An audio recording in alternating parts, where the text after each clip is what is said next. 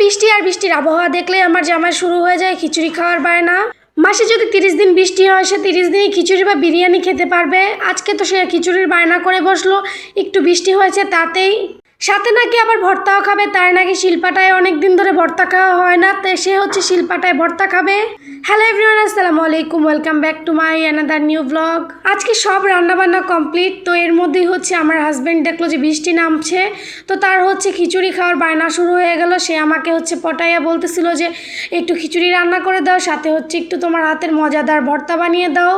তো তাকে আমি বললাম আমার তো সব রান্না বান্না শেষ, এখন আবার কেন খিচুড়ি খাইতে চাচ্ছ? তো সে আমাকে নানা ধরনের বুজুং বাজুং বুঝ দিয়ে বলতেছিল যে এখন তো বৃষ্টি নামতেছিল, আর আমি তো বৃষ্টিতে খিচুড়ি খেতে পছন্দ করি, সেটা তুমি জানোই। আর তোমার হাতের এই যে শিলপাটার ভর্তা, যেটা হচ্ছে আমার মুখে লেগে আছে এখনও, সেটা কতদিন ধরে খাই না, এগুলোই হচ্ছে নানান বুংছুং বলতেছিল। তো কি আর করার, তার কথা শুনে একদম পটে গিয়ে হচ্ছে আমিও খিচুড়ি রান্না করার জন্য চলে গেলাম, সাথে হচ্ছে ভর্তা বানানোর জন্য।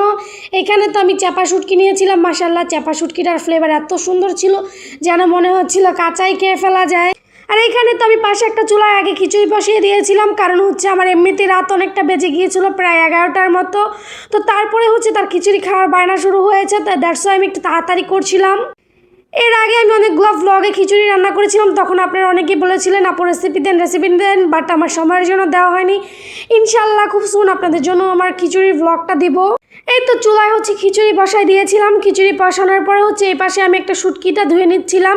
শুটকিটা যে আঁশটা ছিল সেটা আমি সবসময় ছাড়িয়ে তারপরে হচ্ছে আমি ক্লিন করে তারপরে ভর্তা করি। এতে করে হচ্ছে আমার কাছে খেতে নিজের কাছে একটা তৃপ্তি লাগে অন্যরকম। শুটকি থেকে সব আঁশ ফেলে দিয়েছিলাম, আর শুটকিটা দেখতে একদম চকচকা রূপার মতো হয়ে গিয়েছিল। শুটকিটা খুব সুন্দরভাবে ধুয়ে একটা সাইডে রেখে দিয়েছিলাম। এরপরে একটা কড়াইতে কিছুটা পরিমাণ শুকনো মরিচ নিয়ে এর মধ্যে হচ্ছে একটু তেল দিয়ে সুন্দরভাবে তেলে নিচ্ছিলাম। যখন একদম মরিচটা লালচে ভাজা হয়ে যাবে তখন হচ্ছে আমি উঠাই নিচ্ছিলাম। আর এই মরিচ ভাজাটা দিয়ে কিন্তু আমি মূলত ভর্তা করব, যেই ভর্তাগুলো করব সব কিছুতেই আমি মরিচ ভর্তাটা দেবো। আর এই মরিচটা অনেক ঝাল, তো এই কারণে হচ্ছে আমি অল্প পরিমাপে নিয়েছিলাম, 2-1টা দিলে প্রচণ্ড ঝাল হয়ে যায়। এই তো এক চুলায় মরিচ ভাজতে ভাজতে অন্য চুলায় কিন্তু আমার খিচুড়িটা অলমোস্ট প্রায় হয়ে গিয়েছে। আমি খুব সুন্দরভাবে নেড়ে চেড়ে দিচ্ছিলাম যাতে করে নিচে না লেগে যায়। আর এইখানে আরেকটা কড়াইতে কিছুটা পরিমাণ রসুন খোসা ছাড়িয়ে নিয়েছিলাম, সেটা হচ্ছে আমি একটু তেলে নিব। তেল ওই যে হালকা তেলটা দিয়েছিলাম সেটার মধ্যেই আর দিয়ে দেবো 2টা কাঁচামরিচ, কারণ যেহেতু আমি শুকনো মরিচও নিয়েছি, আমি শুকনো মরিচ ভর্তায় অ্যাড করব, এই জন্য হচ্ছে আমি কাঁচামরিচ 2টাই নিয়েছিলাম। দেন এরপর একটু পেঁয়াজ দিয়ে খুব সুন্দরভাবে হচ্ছে রসুন পেঁয়াজ অ্যান্ড হচ্ছে মরিচটা ওই তেলটা হালকা তেলটাই খুব সুন্দরভাবে ভেজে নিব। ভাজা শেষে আমি একটা প্লেটের সাইডে উঠিয়ে রাখবো। আর এরপরে ওই কড়াইতে হচ্ছে আমি যে শুটকিগুলো ধুয়ে রেখেছিলাম সেগুলো আমি খুব সুন্দরভাবে দিয়ে দিব। আর শুটকিগুলো কিন্তু আমি একটা একটা করে বিছিয়ে দিচ্ছিলাম যাতে করে শুটকির চারপাশ খুব সুন্দরভাবে কুক হয়ে যায়। চাপা শুটকির ভর্তা তো আমার অনেক ভালো লাগে। আপনাদের কার কার চাপা শুটকির ভর্তা ভালো লাগে অবশ্যই কমেন্টস করে জানাবেন। আর এই তো এখানে হচ্ছে শুটকিটা আমি খুব সুন্দরভাবে একটু উল্টে পাল্টে দিচ্ছিলাম, যতটা পারছিলাম আর কি ততটাই না ভাঙার চেষ্টা করছিলাম। আর এই শুটকিটা যেহেতু আমি ধুয়েছি এই কারণে একটু ভেঙে ভেঙে যাবে, কিন্তু কি পরিষ্কারভাবে তো খেতে পারবো। শুটকিটা আঁশ সহকারে আমার খাওয়ার একদমই কোনো রুচিতে নেই। অনেককেই দেখছি হচ্ছে আঁশ সহকারে ভেজে তারপরে হচ্ছে ভর্তা করে, কিন্তু আমি এটা কখনোই করি না। আর এই তো এখানে চুলায় একটা বেগুন দিয়ে দিচ্ছিলাম ভর্তা করার জন্য, পোড়াইতে দিয়ে দিচ্ছিলাম আর কি। তো বেগুনের মধ্যে একটু সরিষার তেল মেখে দিচ্ছিলাম যাতে করে বেগুনটার চামড়াটা খুব সুন্দরভাবে পুড়ে। আর এই তো মাশাল্লাহ আমার খিচুড়িটা কত সুন্দরভাবে হয়ে গিয়েছিল।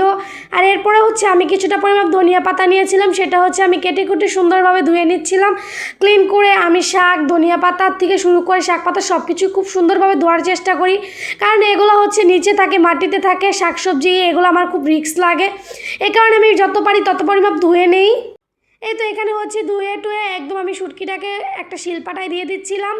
এখানে এরপরে হচ্ছে আমি এখানে হচ্ছে আমি শুটকিটা দিয়ে দিচ্ছিলাম। এরপরে হচ্ছে কিছুটা পরিমাণ লবণ অ্যান্ড হচ্ছে পেঁয়াজ মরিচ যা যা প্রসেসিং করার যা যা দেওয়া দরকার সব কিছুই দিয়ে দিচ্ছিলাম। এখানে ভিডিওতে আপনারা দেখতেই পাচ্ছেন ওই যে পেঁয়াজ আর রসুনটা যেটা ভেজে রেখেছিলাম সেটাও দিয়ে দিচ্ছিলাম মরিচের সাথে। এরপরে এটাকে আমি খুব সুন্দরভাবে ওই যে শুটকিটার সাথে মিক্স করে নিব। আর আমার হাতের এই ভর্তাটা কিন্তু আমার জামাইয়ের খুবই পছন্দের, মানে যে খায় মোটামুটি সেই হচ্ছে আমার হাতের এই ভর্তাটার প্রশংসা করে। চাইলে আপনারা কিন্তু বাসায় এইভাবে ভর্তা বানিয়ে খেতে পারেন। অবশ্যই আমাকে কমেন্ট করবেন, আর আপনারা কে কীভাবে ভর্তা বানান অবশ্যই এটাও কমেন্ট করে জানিয়ে যাবেন। আমার যদি ভুল হয়ে থাকে তাহলে আমাকে সেটাও জানিয়ে যাবেন। আমি নিজ থেকেই সব কিছু শিখেছি আর নিজ থেকেই সব কিছু করি। দ্যাটস ওয়াই আমার যদি কোথাও কোনো অংশে ভুল হয়ে থাকে অবশ্যই আপনারা আমার ভুলটাকে ধরিয়ে দিবেন। অবশ্যই কমেন্ট করে আমাকে জানিয়ে যাবেন, যাতে করে আমি ভুলটা বুঝতে পারি, নেক্সটে আমি আরও ভালোভাবে সেই কাজটা করতে পারি। এই তো এখানে আমি খুব শুটকিটাকে খুব সুন্দরভাবে সব কিছু দিয়ে শিলপাটায় বেটে নিচ্ছিলাম। আর শুটকিটা বাটার সাথে সাথেই তো খুব সুন্দর একটা গন্ধ বের হচ্ছিল, মনে হচ্ছিল এখনই শুটকি বাটাটা আমি খেয়ে ফেলি। অনেকেই আছে শুটকি কাঁচা বেটে তারপরে পেঁয়াজ রসুন দিয়ে কীভাবে যেন একটা ভুনাভাবে রান্না করে, কিন্তু না, আমি ছোটোবেলা থেকে এভাবেই বানাই। মানে আমি যখন থেকে আর কি রান্না বান্না করি তখন থেকে এভাবে বানাই। আমার কাছে খেতে ভীষণ ভালো লাগে এইভাবে বানাইলেই। আর তো এই তো এখন আমি ওই পাটাটাতেই ভর্তাটা উঠিয়ে খুব সুন্দরভাবে ওই পাটাটাতে কিছু পরিমাণ ধনিয়া পাতা দিয়ে দিচ্ছিলাম ভর্তা করার জন্য। আর এই কাঁচাভাবে ধনিয়া পাতা ভর্তা করাটা কিন্তু আমার ভীষণ ভালো লাগে। ছোটোবেলায় যখন নানু বাড়িতে যাইতাম তখন নানু বউ এই যে ধনিয়া পাতা ক্ষেত থেকে ধনিয়া পাতা তুলে এভাবে টাটকা টাটকা ভর্তা করে দিত। একদম কাঁচা টাটকা টাটকা একটা ফ্লেভারই আসতো অন্যরকম। গরম ভাত বা বোয়া ভাত বলে সেটার সাথে খুব মজা করে খেতাম। এখন এই তো আমি নিয়মে করছিলাম, তো খুব সুন্দরভাবে ভর্তাটা করে নিচ্ছিলাম সব কিছু দিয়ে। আর ধনিয়া পাতার ভর্তাটা আমার গ্রিন গ্রিন খেতেই ভালো লাগে। আমার কাছে এরকম টাটকা টাটকা একটা স্বাদ আসে খেতে ধনিয়া পাতার। আর এখন তো আমরা ধনিয়া পাতা আমরা কি বলবো হাইব্রিডের ধনিয়া পাতা খাই। ওই যে গ্রামে যে টাটকা মানে যেই ধনিয়া পাতাটা ভর্তা খেতাম সেটার স্বাদ কিন্তু এখন পাওয়া যায় না। এই তো এখানে ধনিয়া পাতা ভর্তা করার জন্য আমি একটু রসুন যে টেলে নিয়েছিলাম সেখান থেকে একটু রসুন, একটু পেঁয়াজ আর একটু কাঁচা পেঁয়াজও অ্যাড করেছিলাম। আর ওই যে কাঁচা মরিচ আর শুকনো মরিচ দিয়ে খুব সুন্দরভাবে বেটে নিচ্ছিলাম, আবারও খুব সুন্দরভাবে মিক্স করতে। আর ধনিয়া পাতাটার আমি খুব বেশি পছন্দ করি, সেটা তরকারি বলেন বা ভর্তা বলেন। আর এই ধনিয়া পাতাটা যে এতটা মজা হয়েছিল ভর্তাটা, যেটা আমি বলে আপনাদেরকে বুঝাইতে পারতেছি না। যদি খেতেন তাহলেই হয়তো বুঝতে পারতেন যে কতটা মজা হয়েছিল। আমি তো মনে হয় পুরো খিচুড়িটাই ধনিয়া পাতা ভর্তা দিয়েই শেষ করেছিলাম। আর এই তো এখন আমার খুব সুন্দরভাবে ধনিয়া পাতা ভর্তাটা হয়ে গিয়েছিল, আমি একটা প্লেটে উঠাই নিচ্ছিলাম। আর এখন পর্যন্ত যারা আমার ভিডিওটা দেখছেন অবশ্যই ভিডিওতে একটা লাইক করে একটা চ্যানেলটা সাবস্ক্রাইব করে অবশ্যই পাশে থাকবেন। অ্যান্ড যারা সাবস্ক্রাইব করছেন তাদের অনেক অনেক ধন্যবাদ। এই তো এখানে আমার সব ভর্তা হয়ে গিয়েছিল, খিচুড়িও হয়ে গিয়েছিল। এখানে বেগুন ভর্তাটা অফ ক্যামেরায় করে নিয়েছিলাম, যেহেতু তাড়াহুড়োয় ছিলাম। তখন রাত অলমোস্ট প্রায় 12:30 বেজে গিয়েছিল। এই তো এখন সব কিছু কমপ্লিট করার পরে খেতে বসে পড়েছিলাম। তো আজকের ভিডিওটা এই পর্যন্ত। সবাই ভালো থাকবেন, আল্লাহ হাফেজ। নতুন ভিডিওর জন্য আমার চ্যানেলটা সাবস্ক্রাইব করে আমার পাশে থাকবেন।